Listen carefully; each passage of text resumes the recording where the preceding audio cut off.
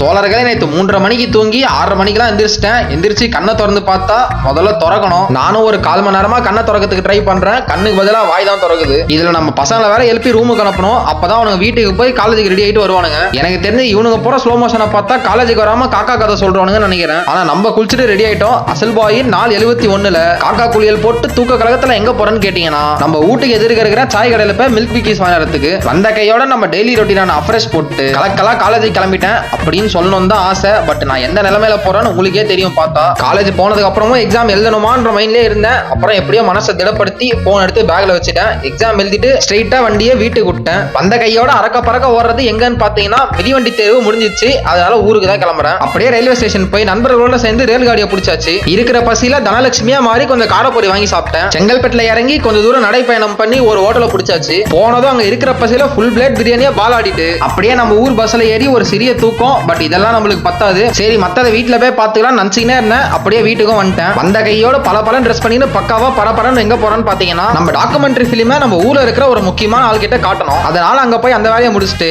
அப்படியே நம்ம வீட்டுக்கு வந்த கையோட சாப்பிட வேலையும் முடிச்சிட்டேன். தோழர்களே, ஆல்ரெடி கண்ணெல்லாம் சொருவ ஆரம்பிச்சிச்சு. நம்ம பாடியும் சொருவ ஆரம்பிக்கிறதுக்குள்ள நான் போய் பெட் மேல போய் சொருவிக்கிறேன். பீச்சில் and follow the bye. Good night.